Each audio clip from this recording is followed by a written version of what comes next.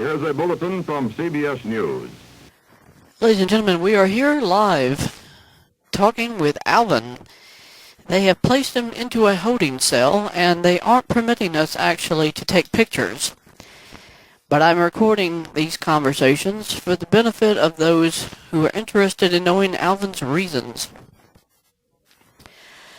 Alvin, this is David Carter for CBS News. Can you tell us, please, why did you do this? Why did you shoot at Dave Seville? Hey, get that microphone out of my face. I am not answering any questions until I have my attorney here. Come on now, Alvin. That's not a legitimate reason. You gotta give us more facts. What is this all about? I mean, did you guys just have some kind of a constant bickering problem, or is it just spur of the moment feeling that you just hated his guts and didn't want to be around him anymore? What's the point of it all? Did you hear me? Get that microphone out of my face! Well, folks, I don't know what else to tell you. It sounds like to me that Alvin is just being uncooperative. The police department have told me as well that they've asked him several questions, and he's saying the same thing. He don't want to talk to nobody. He ain't going to talk to anybody until he gets his lawyer. Look, pal, I've told you before. I ain't talking to nobody until my lawyer tells me to. Well, we'll keep on top of this, and possibly later on we may be able to talk with Simon and Theodore about possibly what they saw coming at the moment that he shot the fatal shots at Dave. At least at this point, we don't know if he will survive, if he'll be able to get through this massive surgery that the doctors are saying that he's going to have to undergo. But we'll keep you updated. We'll take it right now back to New York studios and Walter Cronkite. Walter? Yeah, so just take a hike. Ladies and gentlemen, this is David Carter again for CBS News. We're in Hollywood at the present time, and I have the privilege of talking today with Theodore and Simon, the two other chipmunks of the group known as Alvin and the Chipmunks. We wanted to ask them both what was going on as far as the feelings that Alvin had towards Dave Seville. I mean, is this something that was a cumulative effect where it was constantly happening in the studio each time you came to record? Was it spur of the moment? Was it, was it something ongoing that Alvin was getting to this stage where he was going to start hurting other people, or did it just come so quick nobody ever expected that it would happen at all? We don't understand why Alvin would do this. It's beyond my interpretation. He's always been so nice. He's been so nice to get along with. He loves Dave. At least that's how he came across whenever we worked together. I can't say exactly what's wrong with Alvin. When we worked together at EMI Studios, it was always a very pleasant experience between all of us. I don't understand it myself. That day when I came into work, I could tell Alvin was really uptight. And I don't know what he was thinking. I just know he and Dave had a fight on our last recording session, but it never blew up like what happened yesterday. He took a gun out all of a sudden and nobody even saw it coming. And when he started shooting directly at Dave, me and Theodore just took a flying leap behind one of the instruments. One of the amplifiers was nearby, and those are pretty big, so we figured at least it would protect us some if he started to shoot randomly at other people in the recording studio. But I cannot understand why would Alvin do that. Well, thank you both for talking with us. This is David Carter for CBS News in Hollywood. We will now take it back to Walter Cronkite in New York.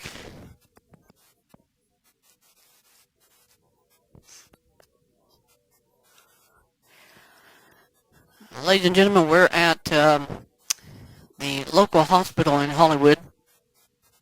We're here. It's approximately 11:30 in the evening, and the last reports we have from the doctors who are operating on Dave Seville is that his condition has improved. He is no longer near death. They say that they've been able to stabilize all of his vital signs. Apparently, the bullets struck not in the heart or near it, but around it. Apparently, Alvin must have been shooting the gunshots in that general direction, but it primarily got other vital organs. It's definitely, they say, it's hit his stomach.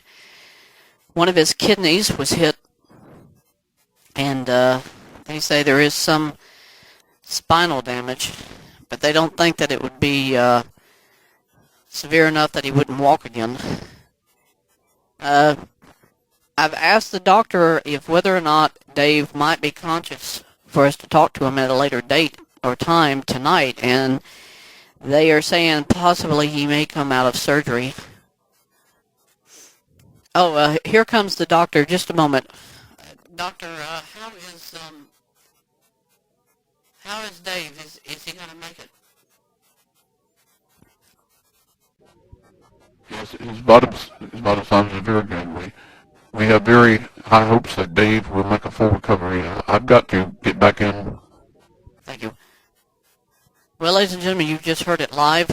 His doctors are saying that apparently Dave isn't severely injured to the point that it was a life-threatening event. He has quite a long ways to go, we know, but this is very encouraging news to anyone who is fans of the Alvin and the Chipmunks group, that their band leader, Dave Seville, is apparently going to make a full recovery. If and when the opportunity arises, Walter, we will come back here live and try to get an interview with Dave if and when he comes out of surgery and he's able to talk with us. We're not going to push him on this because we know how seriously injured and wounded he was from these gunshots. But for now, I'm going to take it back to New York and to Walter Cronkite. This is David Carter for CBS News.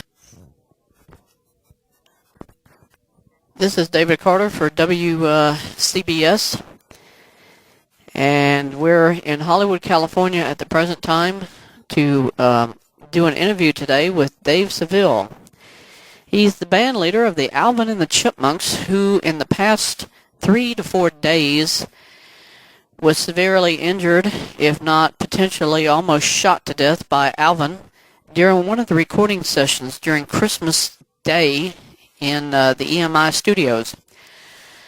When this story broke, we found out that the studio recording engineer had accidentally continued recording the segments without shutting the recorder off, and we were able to get those fatal moments when Alvin had the confrontation with Dave and shot him. We've been told now by the doctors that he is well enough to do an interview with us. To be understood, he is probably not going to be able to answer too many questions, but they're saying that he is conscious, and he has been willing now to have a brief interview with us, with CBS, and we're going in to talk with Dave at this present time. So please stand by. We will go inside with the equipment, and we'll be right back with you again. Dave, my name is David Carter. I work for CBS News out of New York for WCBS. We're really, really sorry to hear that this tragedy has happened to you, of all people, because whenever we hear you on these records, you and Alvin and Simon and Theodore all seem to be so happy. And I know that it's a part of your job to have these outbursts, towards Alvin because it makes it funnier. But we never knew that behind the scenes there was really this hatred that was building up between you and Alvin. What is your opinion, Dave, as to why would Alvin do something like this? What was your opinions about that? Well, I can't say. I'm just trying as hard as I can right now to make this interview. It really hurts, in my chest area. But I can tell you honestly, I cannot believe Alvin would do this to me. It doesn't make sense to think about it. We were having such a good time doing the recording, and then he started up about this totally unexpected argument about us not getting along, and the recording wasn't going the way he hoped it would, and he wasn't getting to say the things he wanted to in the record, and we were already behind schedule on the recording anyway, and I kept saying to him, look, Alvin, there's nothing else I can do. I mean, if you're not happy, you should just hit the road. You know, I was mad already at Alvin, but I was mad at everybody at the recording studio. We have a hard type of job, you know. It's very stressful, and you've got so much time that you have to record this and get it out. And we didn't know what we were going to do with getting it done if Alvin wasn't happy with what we were trying to do.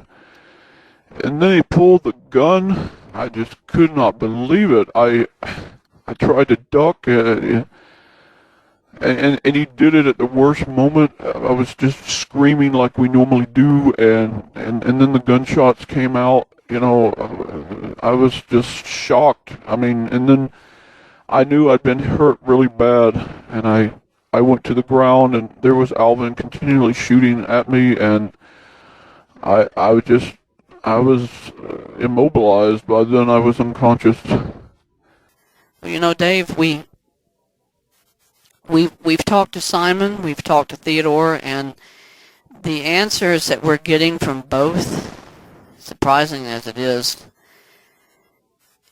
that apparently Alvin wasn't really upset by anything. They couldn't detect that he was mad multiple sessions before. It's just kind of like it surprised them that he would lash out and start shooting at you like this. Doesn't make sense to anybody. And Alvin, I interviewed him earlier, you know, Dave, this week, and he is adamant to say that he doesn't want to talk about the incident with anybody until his attorney did show up, and the attorney said, we're not answering any questions, so no one ever got a chance to talk to anybody, really. Not to Alvin, not to the attorney. Police ushered us out, you know, so now we still have no facts from him telling his side of the story.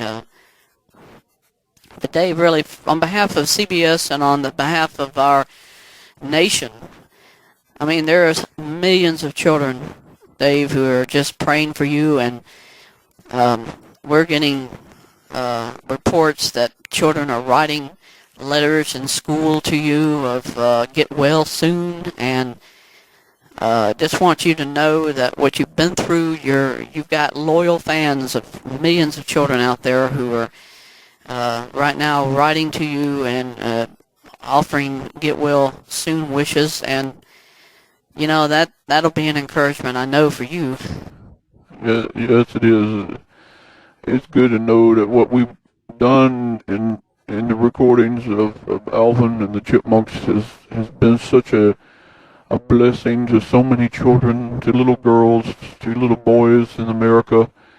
To all of them, I'd say thank you so much for thinking of me, and I know that I have a long way to go, but I'm never going to stop doing these recordings, because even if we got somebody else to play Alvin, it would never be that same camaraderie. But I do thank you on behalf of Theodore and Simon and me, that we have fans throughout the world who care about us. Thank you so much. Thank you, Dave. I'm going to leave you now because I know you need to get some rest. Walter, there's not much more to report at the present time. We still have no facts from the attorneys or Alvin himself. If we get any new information, we'll come back. But for now, I'm turning it back over to you in New York, Walter. This is David Carter for CBS News reporting. We'll be back in 10 seconds to allow all our stations to identify themselves and to join the network.